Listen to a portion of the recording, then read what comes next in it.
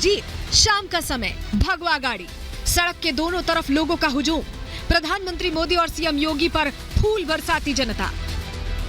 ये तस्वीरें अपने आप में ही वो सब कुछ कह रही हैं जो शायद कोई जुबान से कभी बयां कर पाए। सहारनपुर में शनिवार शुरुआत करने के साथ प्रधानमंत्री मोदी राजस्थान की धरती पर पहुंचे। दोपहर में भीषण गर्मी में जनता को संबोधित किया और कांग्रेस पर जमकर निशाना साधा। उसके बाद उनकी शाम गाजियाबाद में हुई। कुछ इस तरह लोकसभा के 17वें सीजन में मिशन 400 पार को अपने लक्ष्य तक पहुंचाने के लिए पीएम मोदी समेत बीजेपी के तमाम नेता जी तोड़ मेहनत कर रहे हैं। बिना थके, बिना रुके चुनाव प्रचार में जुटे हैं और मोदी के तीसरे कार्यकाल को साकार करने की दिशा में लगातार काम कर रहे हैं। और शायद इसे पूरा होने से कोई रोक भी नहीं पाएगा, क्योंकि मोदी की मेहनत को जनता सराह रही है, उनके काम का लोहा मान रही है और एक बार फिर मोदी सरकार का नारा लगा रही है। चुनौती का तो कोई कंसर्न ही नहीं है यहाँ। अतुल जी पहले जो वीके सिंह जी से, उनको अब उनके उससे भी बहुत ज्यादा पार जाके ये चुनाव जीतेंगे। कम से कम 10 लाख वोटों से ये जीत निश्चित है। गाजियाबाद की ऐसी सीट है ये, जन जन की यही पुकार है, मोदी सरकार, और इतनी बहुमत से जीतेगी कि पूरी इंडिया में नंबर 1 होगा गाजियाबाद। बिल्कुल यूपी में नंबर 1, पूरे यूपी में नंबर 1। मोदी एक के बाद एक रैली, जनसभा और रोड शो कर रहे हैं और उनके हर कार्यक्रम के पीछे खास चुनावी रणनीति है। गाजियाबाद में करीब 1.5 किलोमीटर लंबे रोड शो से भी बीजेपी ने पश्चिमी यूपी की 13 सीटों को साधा। मेरठ मंडल में 5 लोकसभा सीटें हैं, जिनमें मेरठ, बागपत, हापुड़, गाजियाबाद, गौतम बुद्ध नगर और बुलंदशहर है। और सहारनपुर मंडल में 3 लोकसभा सीटें हैं, सहारनपुर, मुजफ्फरनगर और कैराना। 2019 में बीजेपी ने मेरठ मंडल की सभी सीटें जीती थी, जबकि सहारनपुर मंडल में एक सहारनपुर हार गई थी। 2014 में बीजेपी ने दोनों मंडलों में क्लीन स्वीप किया था। अपने पुराने सभी रिकॉर्ड तोड़ने के लिए गाजियाबाद में पीएम मोदी, सीएम योगी और गाजियाबाद के बीजेपी प्रत्याशी अतुल गर्ग के साथ लोगों का अभिवादन करते हुए आगे बढ़े। वहां मौजूद लोग उन पर फूल बरसाकर पीएम मोदी का स्वागत करते नजर आए। दोनों तरफ से मोदी के ऊपर फूल बरसाए जा रहे थे। जनता की उंगली कमल का बटन दबाएगी या नहीं, ये तो 4 जून की तारीख ही फैसला करेगी। लेकिन आज के माहौल को देखकर मोदी का मिशन 400 पार इस आंकड़े को पार करता दिखाई दे रहा है। गाजियाबाद की सीट है। गाजियाबाद में एक तरफा सीट है, कोई भी ऐसी प्रत्याशी टक्कर में नहीं है। 80 उत्तर प्रदेश में 80 सीटें पूरी भाजपा जीत रही है। और मोदी जी का जो नारा है अब की बार 400 पार, उसमें एक आहुति का काम गाजियाबाद की सीट करेगी। ये 400 पार जाएंगे और गाजियाबाद की सीट उत्तर प्रदेश में ऐतिहासिक विजय हासिल होगी। मैं डेफिनेटली कह सकता हूँ कि बीजेपी का डंका बजने नहीं जा रहा है, बज चुका है। बस हमें इंतजार है तो सिर्फ रिजल्ट का, क्योंकि हमें पता है हमारा हर बच्चा मोदी जी के लिए पूरी तरह से।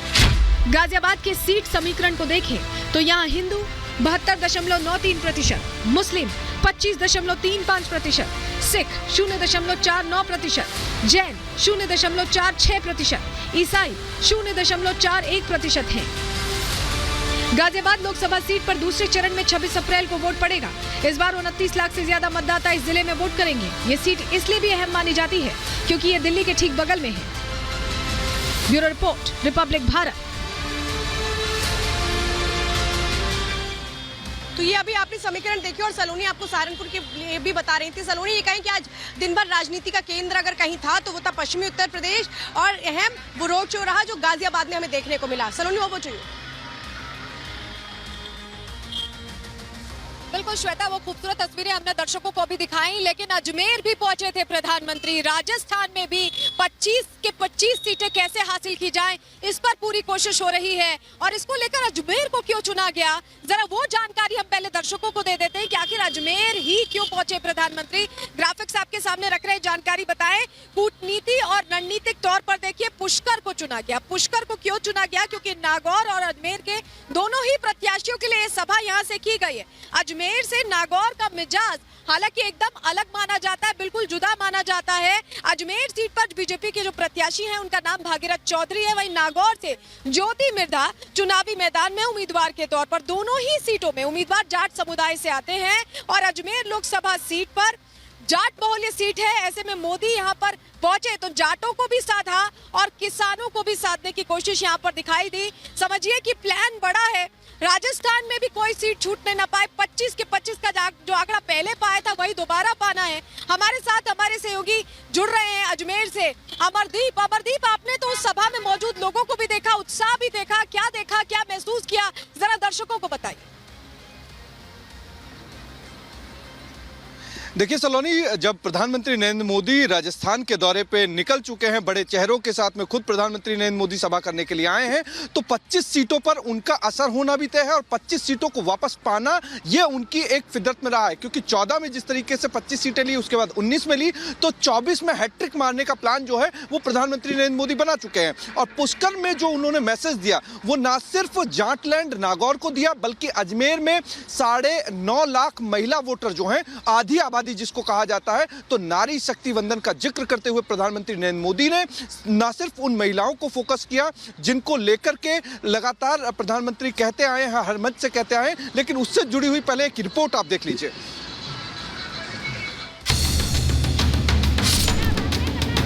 मैं गरीब मां का बेटा हूं, इसलिए हर मां का दुख दर्द भली भांति समझता हूं।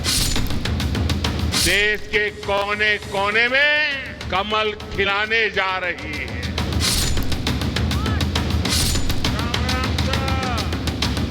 17वीं लोकसभा के लिए एनडीए और इंडी की टीमें चुनावी फील्ड में उतर चुकी हैं। राजस्थान में मिशन 25 के लिए बीजेपी के धुरंधर खिलाड़ियों ने धुआंधार चुनाव प्रचार शुरू कर दिया है। इसी कड़ी में प्रधानमंत्री मोदी ने पुष्कर की जमीन से चुनावी हुंकार भरी, तो कांग्रेस ने जयपुर में चुनावी सभा की। पुष्कर में रहते हुए जहां प्रधानमंत्री नरेंद्र मोदी ने नागौर और अजमेर सीट को साधा, तो वहीं दूसरी तरफ कांग्रेस ने 6 लोकसभा सीटें जयपुर शहर, जयपुर ग्रामीण, दौसा, अजमेर, सीकर और अलवर पर फोकस किया। आज हुई रैलियों में दोनों खेमों का जिस सीट पर फोकस रहा वो है अजमेर लोकसभा सीट। दोनों खेमे अपनी अपनी जोर आजमाइश में जुटे हैं, लेकिन यहाँ की जनता का मूड क्या है, ये जानने के लिए रिपब्लिक भारत संवाददाता अमरदीप अजमेर सीट पर लोगों से बात करने पहुंचे। सुनिए जनता के तराजू में अजमेर सीट पर किसका पलड़ा भारी दिख रहा है। माहौल तो बदला हुआ ही है, अब की बार 400 बार, और मोदी जी पहले कहते हैं, फिर करते हैं, फिर दिखाते हैं। पूरी 25 में से 25 लाएंगे। मोदी जी का प्रभाव बहुत जोरदार है। की बार 400 बार मोदी जिंदाबाद। मोदी है तो मुमकिन है। पूरे राजस्थान में 25 की 25 सीटें आएगी। कांग्रेस के लिए वॉशिंग मशीन और दुनिया के लिए काम की मशीन मोदी तो भगवान है। इस बार 400 बार। लोगों के इसी मूड को भांपते हुए बहुत ही प्लानिंग और कूटनीति के साथ भारतीय जनता पार्टी ने प्रधानमंत्री नरेंद्र मोदी की सभा के लिए अजमेर के पुष्कर को चुना। एक सभा से मोदी ने 2 लोकसभा क्षेत्रों को सीधे तौर पर साधा है। एक है मेरवाड़ा कहे जाने वाली अजमेर की धरती और दूसरी है जाटलैंड कहे जाने वाली नागौर की धरती। सहारनपुर में रैली करने के बाद पीएम मोदी पुष्कर पहुंचे तो राजस्थान के रंग में रंगे नजर आए। सिर पर रंग बिरंगी राजस्थानी पगड़ी पहने प्रधानमंत्री मोदी ने संबोधन के दौरान कांग्रेस पर ताबड़तोड़ प्रहार किए। कांग्रेस का घमंडिया गठबंधन मोदी से परेशान है, इसलिए चिढ़ता है, गुस्सा करता है, गाली देता है। लेकिन कांग्रेस के लोग समझ ले, आप जितना कीचड़ उछालोगे ना, जितना कीचड़ उछालोगे, कमल उतना ही ज्यादा खिलने वाला है। अजमेर में मौजूदा सांसद भागीरथ चौधरी का मुकाबला कांग्रेस के पुराने चेहरे रामचंद्र चौधरी से है। वहीं नागौर में ज्योति मिर्धा का परंपरागत मुकाबला कांग्रेस आरएलपी गठबंधन उम्मीदवार हनुमान बेनीवाल से है। खास बात यह है कि भागीरथ और ज्योति दोनों ही विधानसभा चुनाव हार गए थे, फिर भी बीजेपी ने उन्हें टिकट दिया है। मोदी दोनों उम्मीदवारों के लिए प्रचार करने पहुंचे और जनता के बीच दावा कर रहे हैं कि बीते 2 कार्यकालों में जो कुछ भी हुआ है वो सिर्फ एक ट्रेलर था और तीसरे कार्यकाल के लिए उनका प्लान तैयार है। मोदी ने दावा तो यहाँ तक किया कि तीसरे कार्यकाल के 100 दिन में वो बड़े फैसले लेने वाले हैं।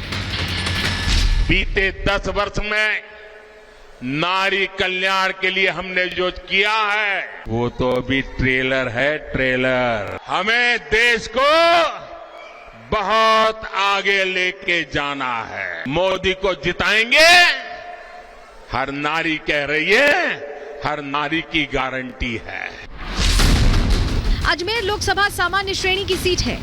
यहाँ एससी मतदाताओं की संख्या 19.5% है, तो एसटी वोटर्स करीब 3% हैं। मुस्लिम मतदाता 8.8% हैं, जबकि ग्रामीण वोटर्स 66.3% हैं। शहरी मतदाता अजमेर सीट पर 33.7% हैं। मोदी ने देश की आधी आबादी को भी पुष्कर के मंच से ही साधने की कोशिश की। प्रधानमंत्री ने देश के विकास के लिए महिलाओं के योगदान को सबसे अहम बताया। 2047 तक भारत को विकसित बनाना है। हमें भारत को दुनिया की तीसरी बड़ी आर्थिक ताकत बनाना है। ये तभी संभव होगा जब देश की आधी आबादी की भागीदारी का विस्तार होगा। जनता में मोदी का क्रेज अलग ही है। कांग्रेस की बॉल पर मोदी ऐसे चौके छक्के जड़ते हैं कि टीम हाथ के पसीने छूट जाते हैं। मिजाज क्या है? बस जीत का मिजाज दिखाई दे रहा है। किसकी जीत का? बीजेपी की जीत। अब की बार 400 पार। जो विपक्ष है वो कितना भी रोक ले, लेकिन आएगा तो मोदी, और अजमेर से मोदी जीतेगी। पूरी 25 की 25 सीट बीजेपी में जाएगी। प्रदेश लगातार मोदी जी के कार्यकाल में उन्नति कर रहा है। एक चाल कांग्रेसी चलते हैं तो 2.5 चाल चल बीजेपी। कांग्रेस की सभी चालों को नो बॉल में बदल देती है। कांग्रेस ने घोषणा पत्र जारी किया तो मोदी ने उसे झूठ का पुलिंदा करार दिया। कांग्रेस के घोषणा पत्र में वही सोच झलकती है जो सोच आजादी के समय मुस्लिम लीग में थी। भाइयों बहनों, घोषणा पत्र देखोगे तो ये भारत को पिछली शताब्दी में धकेलने का एजेंडा लेकर के आए हैं। प्रधानमंत्री ने रामलला की प्राण प्रतिष्ठा के कार्यक्रम से कांग्रेस की गैर मौजूदगी के मुद्दे को राजस्थान की धरती से भी उठाया और कांग्रेस पर सवाल खड़े कर दिए। चलो भाई, राम मंदिर बन गया, लेकिन उसकी प्राण प्रतिष्ठा में ताने का विरोध करना ये शोभा देता है क्या? इतना ही नहीं, अगर कोई प्राण प्रतिष्ठा में आ गया तो उसको कांग्रेस पार्टी से 6 साल के लिए निकाल दिया। उस राम के खिलाफ इतना गुस्सा मेरे दिमाग में नहीं बैठ रहा है भैया। मोदी दावा कर रहे हैं कि नतीजों से पहले ही विपक्ष हार मान चुका है, तो जनता बड़ी संख्या में जुटकर प्रधानमंत्री मोदी को आशीर्वाद दे रही है। मोदी लगातार एक के बाद एक रैलियां कर देश के हर एक नागरिक तक पहुंचने की कोशिश कर रहे हैं ताकि मिशन 400 पार वो आसानी से छू जाए। इसी कड़ी में राजस्थान की 2 सीटों पर प्रचार कर मोदी ने यहां के सियासी रण को और भी तपा दिया है।